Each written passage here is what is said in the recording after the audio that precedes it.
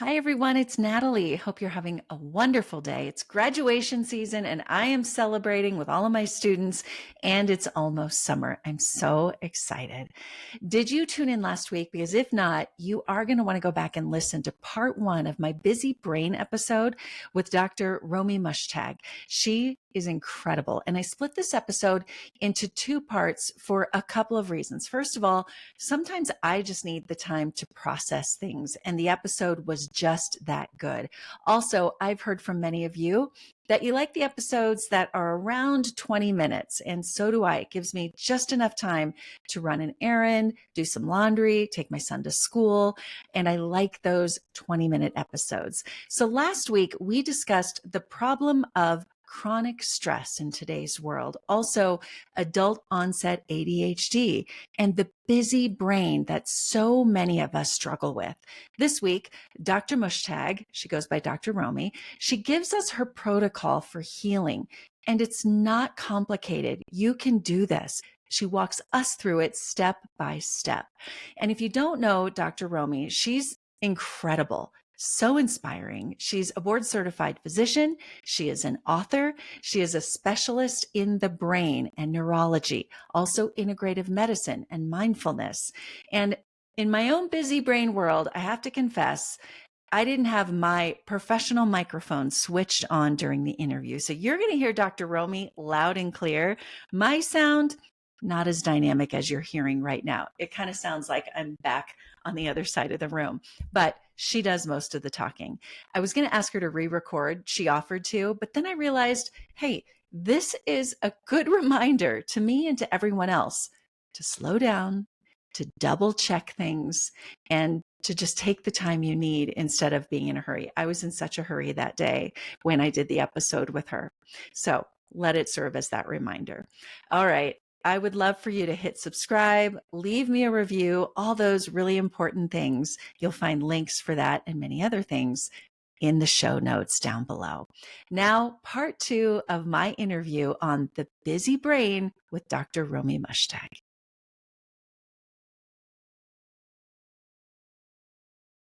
Now let's talk about answers. We spent a lot of time talking about why we are where we are, how the brain is overstimulated, all of this. What can we do short of, I'm going to turn off the phone. I'm not going to check emails after work, which probably let's get to the nitty gritty.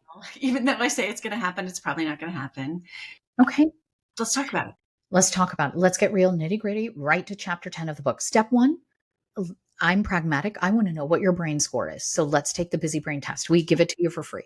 Get your score. If you're above a 30, hey, welcome to the 8-week program. Find a bestie to join you. And by the way, give a copy to your doctor because I'm going to be getting labs. Step 1. Okay. Yeah. Yes. So step 1 is let's do that. And then I call it in step 1, the 3 evil cousins that live in our brain, the 3 evil aunties: denial, projection, and rejection.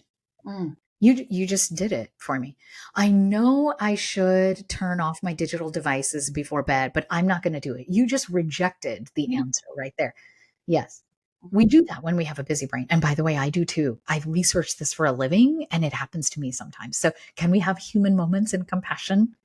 Yes. Yes. My fear and my big question is, we live in a different world. We do.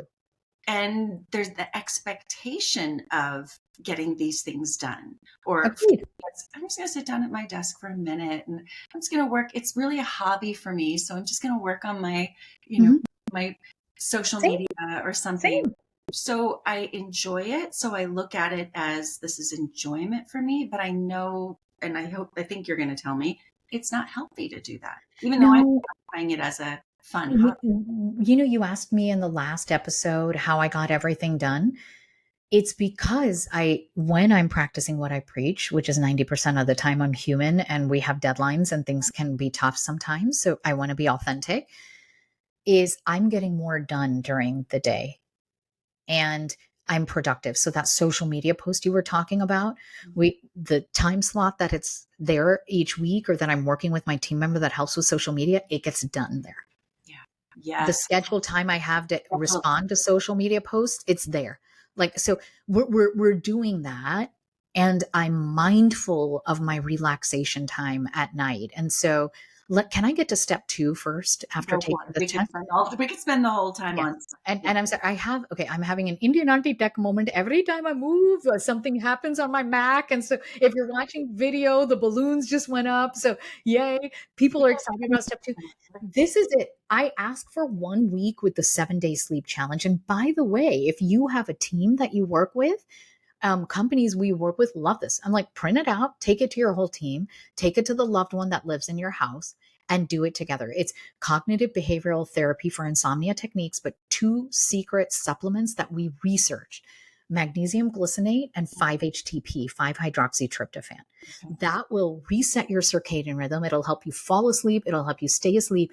And let me tell you, in 7 to 10 days, people feel like a miracle descended upon them. So much so that when we're running this program inside companies, Natalie, CHROs will send me an email being like, what's happening?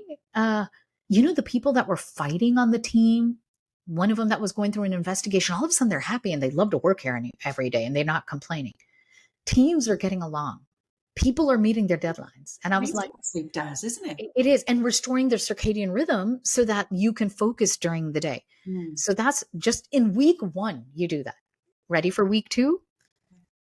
Okay. That's where week 3, technically, because we did, you got the book, you did the busy brain test, you practice self-compassion instead of judgment. Week 2, 7-day sleep challenge.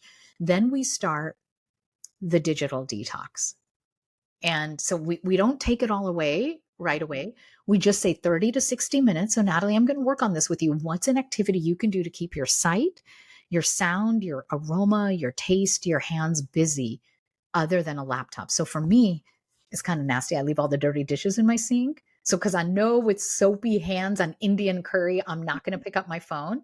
And then my senior dog, Raja, who's 17, he used to go faster to the front door. Now he kind of slowly goes there because he knows he's getting another time out. That's fantastic. So what's something you could do that doesn't involve a digital device 30 to 60 minutes before bed that you feel useful? My husband and I talk about this. So for us, it's go on that 20-minute walk, slowly, or cook together. Let's actually spend time doing this and enjoying it, not just rushing through it so we can all eat to move on to our own thing. So romantic. And by the way, people will read in chapter 9 of the book. We did this at Evolution Hospitality. Nobody had studied digital detox in the workplace. And we did that first research study, and they manage hotels that are open 24/7, like a news studio or like a hospital.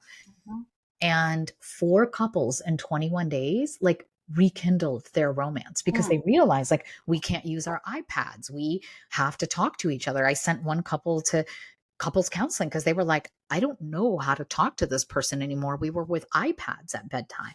Yeah. Oh, it's everywhere. It's everywhere, from sometimes even when I'm on a walk, I get this little I should check my phone. Oh, I should, and no. That's a busy brain. No, it's going to be fun. Classic. I'm sure I'm at the top. I am too. Yeah. We both are. So listen, it's good. So just 30 to 60 minutes before bed. That's all. Okay. Week 4 is the secret sauce during the day. People who would say, I can't quiet my mind and meditate. I can't do a walking meditation or just listen to music. I'm worried about this. We introduce the power of sound healing, especially binaural beats. I first learned about music therapy and neurology residency. They were studying certain types of music to heal patients who had a stroke and were learning to move their limbs again or talk again. And if you had music, you were more likely to heal the brain. Well, it turns out, same with healing a busy brain. Certain types of music can help us. So literally in the book and on the companion website, we give you resources and apps to use. You put on the headphones, you want to work, you want to just take a time out before bed. It will literally change your frequency of your brain waves to help you calm or focus. Wonderful. So that's the first 4 weeks of that. Okay. And already I'll say half the people drop out because they're feeling good, but then other people are like, I'm curious, I'm going to keep going. So do I get to tell you the best part of the protocol? We're not putting anybody on a diet, and comfort food is allowed. In fact, diet and cleanse is like a curse word in the brain shift protocol. Okay. But so much of what we consume is important to our brains, right? Yeah, it is. And well, here's where this started from. Two things. I'm a chief wellness officer to over 12,000 employees. We want everyone to feel like they belong. Whatever your ancestral foods are, your religious foods, you're vegan, you're paleo, you're keto, you're a carb lover, you're a chocoholic, Yeah. everyone belongs, right? Number one. Number two, I know is when I put you or anyone else on a strict diet protocol, it's going to give you a worse busy brain. That's so true. Yeah. And the trauma and the shame around, oh my God, I had chocolate when I was supposed to be eating kale. Yeah. Or I'm Move on. counting calories. I'm watching. I messed up. My Yeah. macros. Oh, I messed up my macros. I can't go to bed. I didn't get enough protein. Lord, right? Mhm.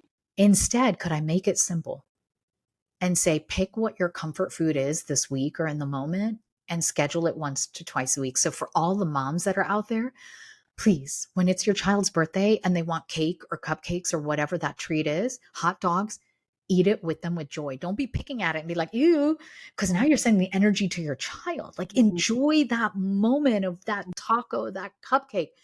But every other meal, your nutrition protocol is this: you get to pick caffeine, or you get to pick a high glycemic carb, white sugar, white flour, white potato, white rice. So if you're going to eat rice, because I love rice or pasta or a bagel, then no caffeine for an hour.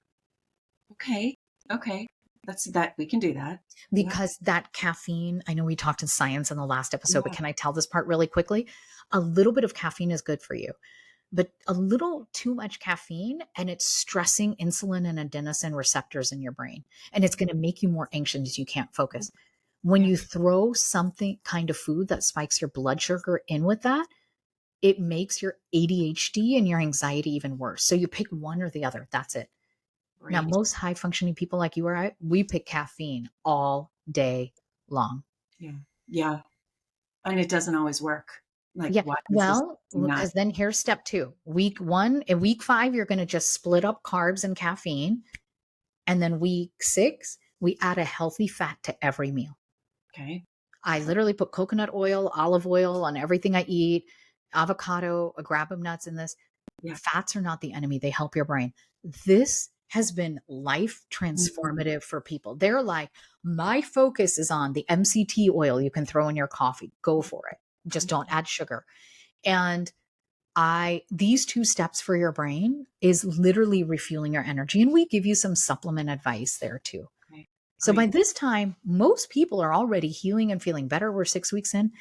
Week 7, I say, could you rip out the lab slip that's in chapter 16 or in the appendix of the book and take it to your primary care doctor? You and I both had similar histories of burning out and maybe not still feeling our best selves a 6 months or a year later.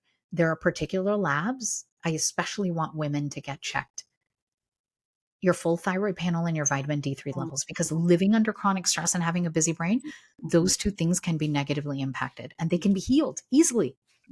Are you looking for ways to stay energized, healthy, and help your family stay healthy? I've started taking supplements from Seeking Health, and it has changed the game for me. I no longer worry that my family is getting enough of the vitamins we need, and I know the quality of what we're taking is top notch.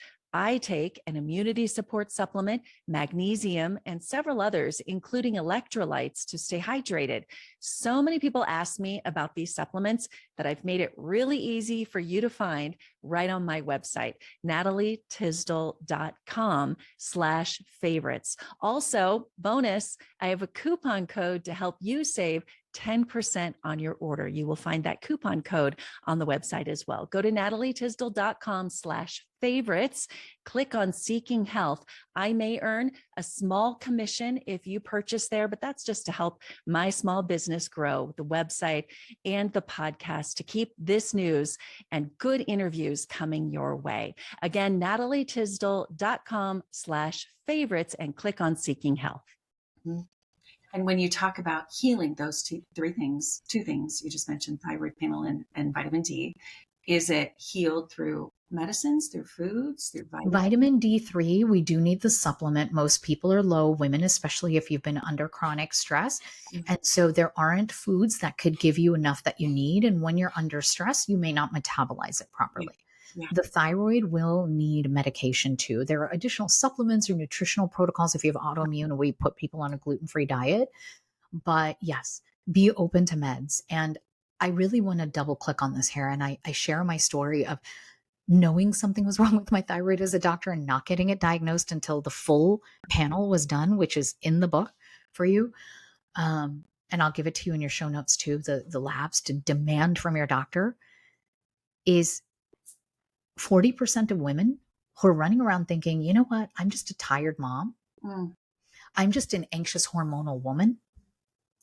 Maybe I'm not cut out for this job. I'm not performing, and your confidence is hacked. That anxiety, that ADHD is actually subclinical thyroidism. 1 in 8 women. I know we weren't going to talk science, but just really want to drive this in. And so when women are told you don't have a regular period, you have PCOS, you may be in perimenopause early or menopause, all those things could be true, but maybe it all started from a thyroid that hasn't been assessed and treated. 1 in 8 women in America.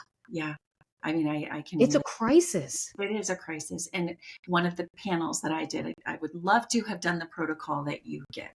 But one of the first things I found was very low vitamin D and Yes. very low thyroid levels. So, Yes. I mean, I'm a You walking. and I have the same story. Yeah. And Natalie, I shared this in the book for a reason. Like intuitively, like you, I knew something was wrong. And the doctors only checked the TSH and T3, T4, and they told me I'm fine. And I'm like, I've never had a regular period in my life. I'm having fertility issues. Hair is falling out in chunks. You're just stressed. No, that was thyroid disease. And it wasn't until I went through surgery and I did my integrative medicine boards and I went to a colleague and I said, I've always wondered. I was 39 by the time it got diagnosed. And that was the first time I had a regular period in my life. Wow. You know, one of the greatest things I learned as a health reporter was to take your health into your own hands, to Oh, take that's it, so to powerful. ask the questions, to push, to say, I don't really understand, instead of this first, well, the doctor said, and that's not saying that doctors are bad, but No. they're busy and they have the same issues we do with busy brain. And unfortunately, sometimes they have limited amount of time. Well, most people see a primary care doctor or OBGYN and they weren't trained in what I was trained in. Like I've boarded in neurology and in integrative medicine. So it's kind of like this, Natalie. Like if somebody is having a garbage disposal that stopped working in their kitchen right now, and there's that gunk coming back up and the kitchen stinks, are they going to call you or me to come fix it right now? No, not the best people. Yeah, right. I Yeah. mean, I'll probably vomit in your kitchen because I'm really sensitive to bad smells. Like, it's the same thing. And that's why I made it easy because I was like, I want to create a lab system that you don't have to pay thousands of dollars to go to integrative functional medicine for, Yeah. that traditional health insurance will cover in America because I work with corporate Mhm. clients. So the lab stuff is there. I have a dream, Natalie. Can we put this on both of our vision board that the Yes. brain shift lab protocol starts showing up in primary care clinics everywhere in America? Yeah. Yeah. That's You know, it. I love that. And I'm so glad that you put that in the book, because people will say to me, I went to the doctor and they took labs and they all seemed fine. And I said, but what did they ask for? Yeah. What levels did you actually get? I What, know. what And so I put it there. And if your doctor is questioning it, hand them a copy of the book because yes. all the references are there. And then they're like, oh, an MD wrote this. Okay. Yes. Yeah. Yes. Yes. Okay. So you've gone through these 7, 8 weeks, right? That's it. Yeah. What else would you tell people at this stage as we kind of wrap up, that what advice would you have for just living a more balanced life? I don't know that I believe in that word balance, work life balance. What I say that is who do I need to show up in this moment and allow me to be fully present? When I have a busy brain, I can't do that. But when I brain shift, I'm full of hope again to serve my mission, to live my personal life, to scale a business, to do all those things. But if you listen to this and you're overwhelmed, I was there once, and so was Natalie. I want to tell you what I wish someone had told me when I was going into surgery and scared that, like, my life as I knew it is over. I wish someone had said this.